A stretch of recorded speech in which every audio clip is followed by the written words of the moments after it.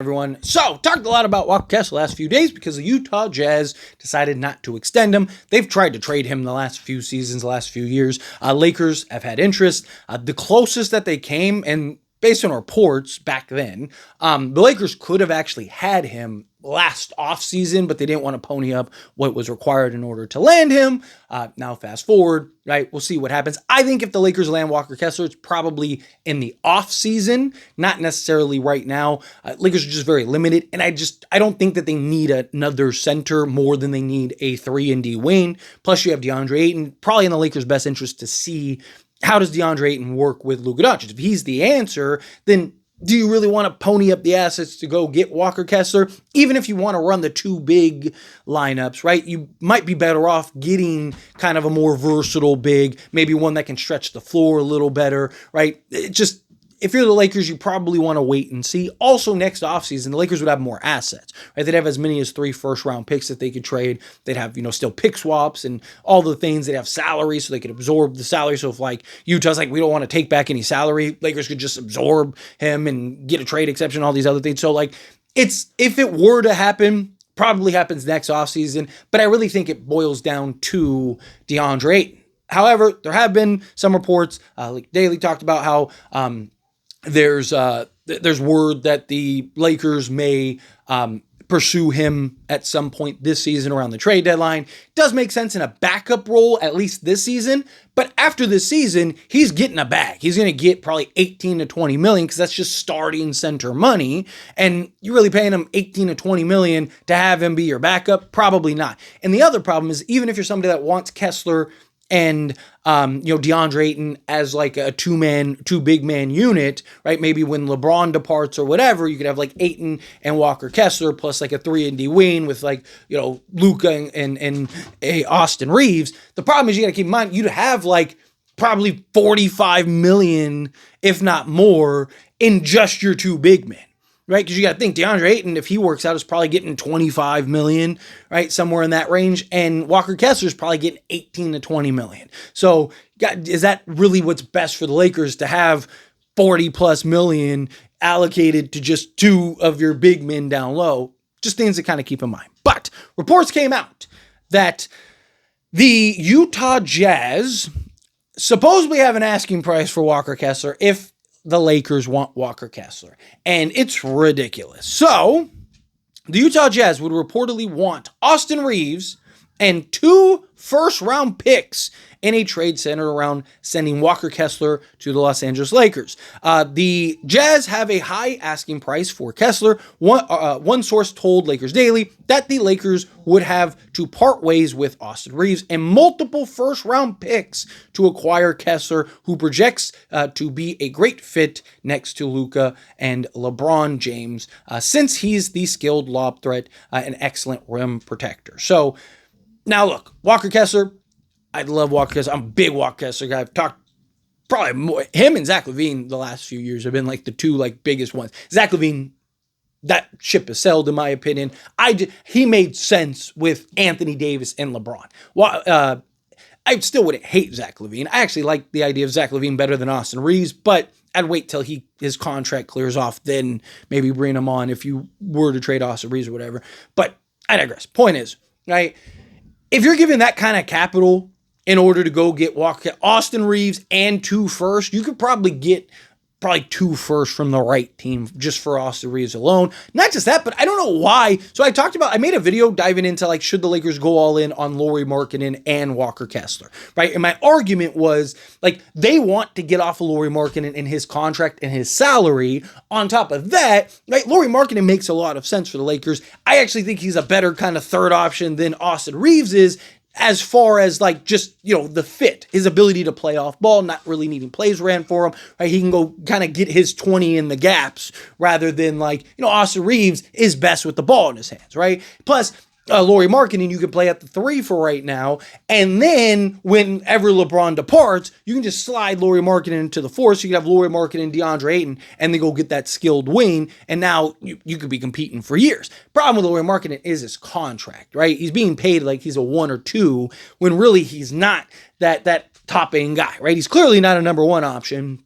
Maybe if Luka's that good, right? Like we saw with Nikola Jokic and Jamal Murray, right? It's like, is Jamal Murray really a number two? Like that was a huge question for years, right? Same thing with Giannis and, Chris Middleton. And then they go and bring in Drew Holiday, right? It was like two guys that were probably best as number threes. Same thing with Denver. Denver goes and brings in Aaron Gordon. Everything changed. You had two guys that were probably best as number threes that now get to play and kind of, on any given night, one of those guys can be your second guy type thing. So Lauri Markkanen, maybe if you can kind of get that other guy, but in order to get Lauri Markkanen and Walker Kessler, you'd have to sell basically everybody, right? Because you have to also clear off enough cap space in order to fill out your roster. So you're talking Austin Reaves, Rui Hachimura, Maxi Kleber, Gabe Vincent, and then Dalton Connect. You're probably going to have to loop in a third team. But in that video, I even said they probably don't want Austin Reaves because they have like 4 other guards right now that they're growing and developing that are supposed to be really good for them.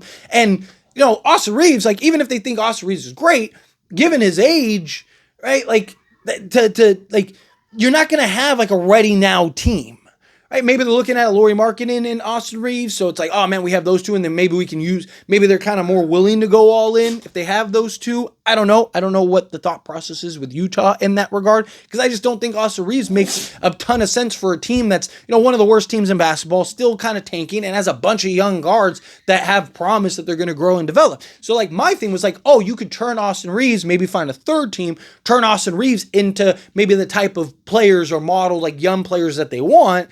And then also maybe get a pick or something like that in the deal as well that you can package over to a Utah and then fill in and then send all the salary filler. And it's like, hey, we're doing you a huge service by getting you off of Lauri Markkanen's contract. That has value in and of itself. You'd probably have to give up at least 2 firsts just to get off of his contract, right? And now you're handcuffed to him, but we'll take him if you give us Walker Kessler right now. And then the Lakers, because I think Lauri Markkanen does make sense, but I don't like the idea of trading for Lauri Markkanen straight up. Like I don't like the idea of Lauri Markkanen just by himself. But if you can get Lauri Markkanen and Walker Kessler, I think you're in pretty good shape, because now you could, if DeAndre Ayton works out, you could, your front court would be huge, right? Like, because you could do the Walker Kessler, DeAndre Ayton, Lauri Markkanen kind of 3 through 5 for you when LeBron departs. This season, you could have Walker Kessler come off the bench, play that role, and then have, Lauri Markkanen play the 3,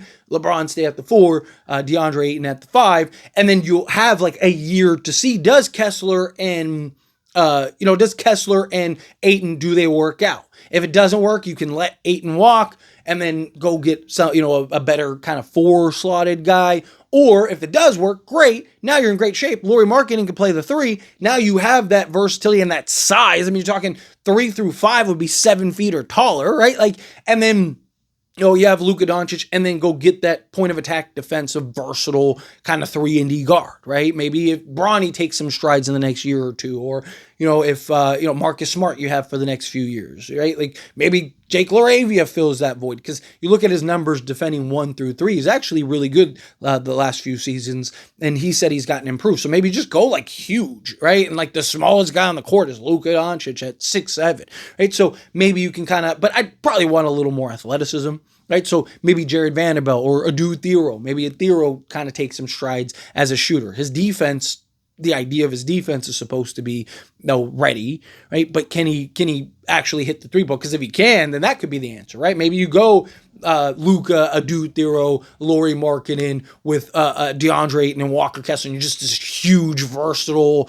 got everything type of team that can be, multi-component. You can go small ball with Lauri Markkanen at the 5, run a 5-out offense. You can go with Lauri Markkanen at the 4, or you can go with Ayton at the 5 or Kessler at the 5 with Kessler and Markkanen, and then Luka's kind of there piecing and doing everything together. I think that could be a match made in heaven potentially. But if the Lakers have to do Austin Reaves and multiple first-round picks for Walker Kessler, even if we desperately needed a center, I probably wouldn't do that, right? Again, and I'm somebody, I don't mind overpaying, right? Like Mark Williams was a bit of an overpay, but it made sense, right? Like I just think like if you're going to do that for Walker, like Walker Kessler is great, don't get me wrong, right? And the defense purposes and being that lob threat, he would be one of the ideal centers slotted alongside Luka Doncic. But you have so many. If all we needed, Like if we were not a Laurie Markin, a Walker Kessler away from being a true title contender and winning an NBA championship, then I'd probably feel a little different. But like that doesn't solve you're almost better off going for that price. You're better off going and getting an Andrew Wiggins and then using Austin Reaves to go get a younger kind of two-way 3-and-D style guard at that point. And I think the Lakers would be better than if they went and got Walker Kessler. And I'm as big of a Walker Kessler guy as you can be. Right? All I've talked about is Walker Kessler the last few years, right? But I just think Walker Kessler, like if DeAndre Ayton works out, you don't have as big of a need for Kessler. Yes, defensively, Walker Kessler is much superior, much better. But DeAndre Ayton is right now the better center, right? But Kessler would help huge with anchoring the defense. But if you can get like an Andrew Wiggins and then I don't know, go get a Herb Jones or something like that. Especially, I mean, you got to think you could probably get both of those guys for the price of Austin Reaves and multiple firsts, right? You could probably get trade Austin Reaves and whatever to get Herb Jones, and then trade Rui and Dalton Connect or whatever, and then go get an Andrew Wiggins and just go Luka Doncic, Andrew Wiggins, Herb Jones, LeBron James, and DeAndre Ayton. I think you're the best team in basketball at that point, right? Like the only thing that's stopping you is health at that point. So I'd rather go that route. The asking price is just ridiculous. But look, Danny Ainge usually does this. I mean, it was the same thing with the Russell Westbrook trade. We need 2 unprotected firsts, right? Like that's Danny Ainge's thing. Ask for the moon. And then you start to slowly come back to earth, right? Like, yeah, it started out as they wanted Russell Westbrook and 2 unprotected first round picks for, Rudy Gay, Mike Conley, and Malik Beasley. There we go. It's Rudy Gay, Mike Conley, and Malik Beasley for Russell Westbrook and 2 unprotected firsts. And then as we got closer and closer to training camp, you saw the price start to drop. All of a sudden, it was like 1 protected, 1 unprotected. And then it was like, okay, fine, both can be protected. And then Lakers stood firm, stood strong, passed on the Buddy Hield and Miles Turner deal, which I think the Lakers have a championship if they didn't do that, but I digress. And then once we got to the trade deadline, all of a sudden it was, we got Jared Vanderbilt. We were able to get D'Angelo Russell instead of Mike Conley, which in hindsight, we probably should have gotten Mike Conley because I think he would have just slotted in better. And then, we were able to get Malik Beasley as well and only give up 1 protected first. So this is Danny Ainge 101. He'll drop, he'll come back down. But even Austin Reaves in a first, I just don't think that that's the best allocation of your assets.